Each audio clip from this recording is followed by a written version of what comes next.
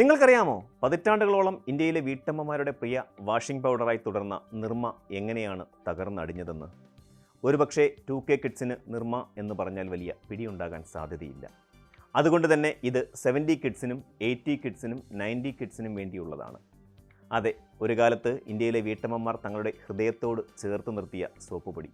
അക്കാലത്ത് ടെലിവിഷനുകളിൽ കുട്ടികൾ ആസ്വദിച്ച് കണ്ടിരുന്ന പരസ്യം നിർമ്മയുടേതായിരുന്നു.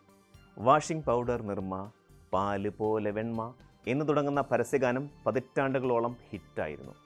70 കിഡ്സിനും 80 കിഡ്സിനും 90 കിഡ്സിനും നിർമ്മ എന്തെന്നറിയാം എന്ന് ഞാൻ ആദ്യമേ പറഞ്ഞിരുന്നല്ലോ. ആ കഥയറിയാത്ത 2K കിഡ്സിനായി നിർമ്മ എന്തെന്ന് ആദ്യം പറയാം. നിർമ്മ സോപ്പ് പൊടി ഉപയോഗിച്ചിട്ടുള്ളവർക്കും ആ ഹിറ്റ് പരസ്യം കണ്ട് പാട്ട് ഏറ്റുപാടിയവർക്കും അറിയാൻ ആഗ്രഹമുള്ള കഥയാണിത്. അതെ, നിർമ്മയുടെ ജനനം.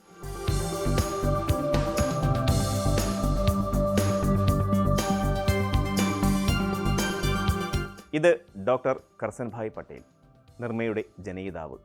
വാഹനാപകടത്തിൽ മരിച്ചുപോയ തൻ്റെ സ്വന്തം മകളുടെ പേര് പതിറ്റാണ്ടുകളോളം ഈ രാജ്യത്തെ ജനതയെക്കൊണ്ട് ഏറ്റുപാടിച്ച ഒരു പിതാവ്. വായിൽ വെള്ളിക്കരണ്ടിയുമായി ജനിച്ച ഒരു മനുഷ്യനല്ല കർസൻഭായ് പട്ടേൽ. ഒരു സാധാരണ ഗുജറാത്തി കുടുംബത്തിൽ ജനിച്ച മനുഷ്യൻ. മധ്യവർഗ ഇന്ത്യൻ ജനത അനുഭവിക്കുന്ന എല്ലാ കഷ്ടതകളെയും അതിജീവിച്ച് തന്നെ ആ മനുഷ്യൻ BSc പൂർത്തിയാക്കുന്നു. കെമിസ്ട്രി പഠിച്ച ആ മനുഷ്യൻ തുടർന്ന് ലാബ് ടെക്നീഷ്യനായി ജോലിയിൽ പ്രവേശിച്ചു.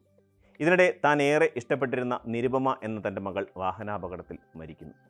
മകളുടെ മരണശേഷമാണ് ഗുജറാത്ത് ഗവൺമെൻറ്റിൻ്റെ മൈനിങ് ആൻഡ് ജിയോളജി ഡിപ്പാർട്ട്മെൻറ്റിൽ ജോലി നോക്കിയിരുന്ന ഡോക്ടർ കർസൻഭായ് പട്ടേൽ സ്വന്തമായി ഒരു ബിസിനസ്സിനെക്കുറിച്ച് ആലോചിക്കുന്നത്. കർസൻഭായിക്ക് രാസവസ്തുക്കളിൽ പരീക്ഷണം വളരെ ഇഷ്ടമായിരുന്നു. ഇന്ത്യയിൽ ഡിറ്റർജൻറ്റുകൾ വിൽക്കുന്നത് ബഹിരാഷ്ട്ര കമ്പനികൾ മാത്രമാണെന്നും രാജ്യത്ത് ഇക്കോണമി ബ്രാൻഡ് ഡിറ്റർജൻറ്റിൻ്റെ കുറവുണ്ടെന്നും അദ്ദേഹം മനസ്സിലാക്കി. ആ ഒരു വലിയ അവസരം തിരിച്ചറിഞ്ഞ് ആ വിടവ് നികത്താൻ തനിക്ക് കഴിയുമോ എന്ന ചിന്തയിലായി കർസൻഭായ്. തുടർന്ന് അദ്ദേഹം രാസവസ്തുക്കൾ പരീക്ഷിക്കാൻ തുടങ്ങി. വളരെ കുറഞ്ഞ വിലയിൽ നല്ല നിലവാരമുള്ള ഡിറ്റർജൻറ്റ് നിർമ്മിക്കുന്നതിൽ അദ്ദേഹം വിജയിക്കുകയും ചെയ്തു. സാധാരണക്കാർക്ക് വാങ്ങാൻ പറ്റുന്ന വിലയിൽ സോപ്പ് പൊടി നിർമ്മാണമായിരുന്നു കർസൻഭായ് എന്ന കെമിസ്റ്റിൻ്റെ തലയിൽ ഉദിച്ച ആശയം. മകളുടെ പേരായ നിരുപമയിൽ നിന്ന് കണ്ടെത്തിയ നിർമ്മ എന്ന പേരിൽ തന്നെ അദ്ദേഹം തൻ്റെ സംരംഭത്തിന് തുടക്കം കുറിച്ചു.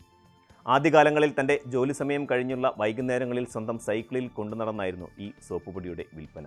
അത് വിപണിയിൽ വളരെ പെട്ടെന്ന് തന്നെ ഹിറ്റാവുകയും ചെയ്തു. അഹമ്മദാബാദിലെ തൻ്റെ വീടിന് പുറകിലുള്ള ചെറിയ മുറിയിൽ ആയിരുന്നു ആദ്യകാലത്ത് നിർമ്മ വാഷിംഗ് പൗഡർ നിർമ്മിച്ചിരുന്നത്. ഇങ്ങനെ ഉണ്ടാക്കുന്ന സോപ്പ് പൊടി ഓഫീസിൽ പോകുന്നതിന് മുമ്പും പോയി വന്നതിന് ശേഷവും വീടുകൾ തോറും കയറിയിറങ്ങി വിൽക്കുന്നതായിരുന്നു ആദ്യകാലത്തെ പതിവ്. മുതലാളിയും തൊഴിലാളിയും സെയിൽസ്മാനുമെല്ലാം കർസൻഭായ് തന്നെ. അദ്ദേഹം 3 വർഷങ്ങളോളം അങ്ങനെ കച്ചവടം നടത്തി. കാലം ഉരുളുന്നതനുസരിച്ച് നിർമ്മയുടെ പേരും പെരുമയും രാജ്യമാകെ വ്യാപിച്ചുകൊണ്ടേയിരുന്നു. വസ്ത്രങ്ങളുടെ വെണ്മയുടെ രഹസ്യമടങ്ങിയ ആ വെള്ളപ്പൊടിക്കായി ആവശ്യക്കാർ ഏറുകയും ചെയ്തു. 1972 Karsanbhai Patel mining and geology ഡിപ്പാർട്ട്മെൻറ്റിലെ തൻ്റെ ജോലി രാജിവെച്ചു. അഹമ്മദാബാദിൽ ഒരു ചെറിയ കട ആരംഭിച്ച് ബിസിനസ്സിലേക്ക് പൂർണ്ണമായും ഇറങ്ങി. അങ്ങനെ ഗുജറാത്തിൽ പട്ടേലിൻ്റെ സോപ്പ് പൊടി സൂപ്പർ ഹിറ്റ് ആവുകയായിരുന്നു. കച്ചവടം മെച്ചപ്പെട്ടപ്പോൾ സോപ്പ് പൊടിയുടെ നിർമ്മാണത്തിലും വിൽപ്പനയ്ക്കുമായി കൂടുതൽ ജോലിക്കാരെ അദ്ദേഹം നിയമിച്ചു. നിർമ്മ വിപണിയിൽ ഏറ്റുമുട്ടിയത് ചില്ലറക്കാരോടല്ല കേട്ടോ.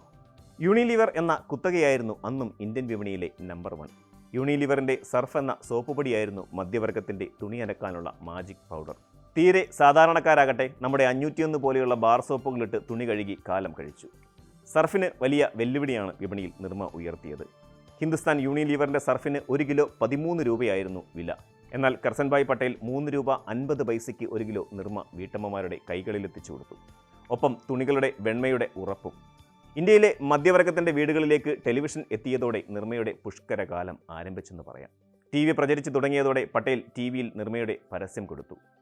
നിർമ്മ നിർമ്മ വാഷിംഗ് പൗഡർ നിർമ്മ, പാല് പോലെ വെണ്മ എന്ന പരസ്യഗാനം അക്കാലത്തെ പരസ്യങ്ങൾക്കിടയിലെ സൂപ്പർ ഹിറ്റായിരുന്നു.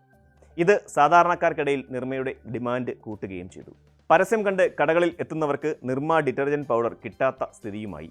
അങ്ങനെ കച്ചവടക്കാർ നിർമ്മ കടകളിൽ നിറയ്ക്കാൻ തുടങ്ങി. നിർമ്മ വാഷിംഗ് പൗഡർ വലിയ ലാഭം നൽകിയതോടെ പട്ടേൽ തൻ്റെ ബിസിനസ് പുതിയ ഉയരങ്ങളിലേക്ക് എത്തിക്കാൻ ശ്രമവും ആരംഭിച്ചു.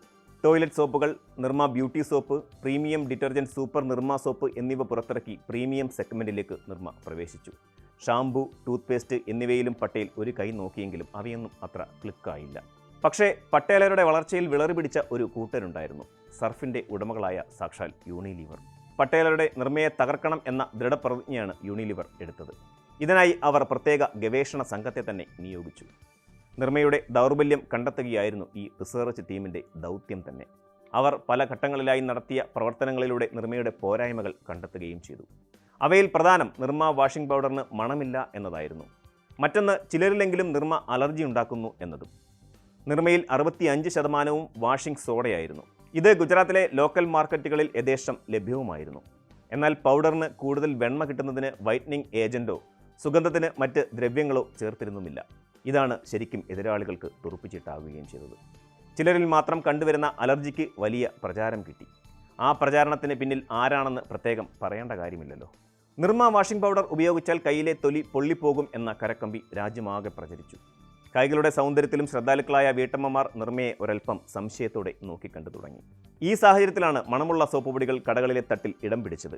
വീൽ, ഖടി, ഏരിയൽ തുടങ്ങി മണമുള്ള ബ്രാൻഡുകൾ യൂണിലിവർ വിപണിയിലെത്തിച്ചു. മണമുണ്ടെന്ന് മാത്രമല്ല, വിലക്കുറവും. അങ്ങനെ നിർമ്മയുടെ സ്ഥാനത്തേക്ക് ഇന്ത്യൻ ജനത ഏരിയൽ ഉൾപ്പെടെയുള്ള മണമുള്ള സോപ്പുപൊടികളെ കൂടെ കൂട്ടി. നിർമ്മയുടെ വിപണി നഷ്ടമായെങ്കിലും പട്ടേലരുടെ ഉള്ളിലെ ബിസിനസ്സുകാരനെ തകർക്കാൻ യൂണിലിവറിന് കഴിഞ്ഞില്ല കേട്ടോ.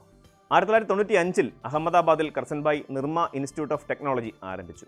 അത് ഗുജറാത്തിലെ പ്രമുഖ എഞ്ചിനീയറിംഗ് കോളേജായി വളർന്നു വരികയും ചെയ്തു. 2003 ഒരു മാനേജ്മെൻറ്റ് ഇൻസ്റ്റിറ്റ്യൂട്ടും തുടങ്ങി. നിർമ്മ യൂണിവേഴ്സിറ്റി ഓഫ് സയൻസ് ആൻഡ് ടെക്നോളജിയുടെ കീഴിലായിരുന്നു ഈ സ്ഥാപനം. മേൽനോട്ടത്തിനായി നിർമ്മ എഡ്യൂക്കേഷൻ ആൻഡ് റിസർച്ച് ഫൗണ്ടേഷനും സ്ഥാപിച്ചു. 2004 നിർമ്മ ലാബ്സ് വിദ്യാഭ്യാസ പദ്ധതി. സംരംഭകരെ പരുവപ്പെടുത്താനും പരിപോഷിപ്പിക്കാനും ലക്ഷ്യമിട്ടാണ് കേട്ടോ ഈ സ്ഥാപനം തുടങ്ങിയത്. 2024 ഒക്ടോബർ 9 ഫോബ്സ് പുറത്തുവിട്ട ഇന്ത്യയിലെ ഏറ്റവും സമ്പന്നരുടെ പട്ടികയിൽ കർസൻഭായ് പട്ടേൽ 48ാം സ്ഥാനത്താണ്. $6.05 ബില്യൺ ആസ്തിയാണ് അദ്ദേഹത്തിന് അന്നുണ്ടായിരുന്നത്. അതെ, പട്ടേലിൻ്റെ സോപ്പുപൊടിയെ തകർക്കാൻ മാത്രമേ യൂണിലിവറിന് കഴിഞ്ഞുള്ളൂ. ആ മനുഷ്യൻ്റെ കഴിവുകളെയും നിശ്ചയദാർഢ്യത്തെയും ഇല്ലാതാക്കാൻ ഒരാൾക്കുമായില്ല.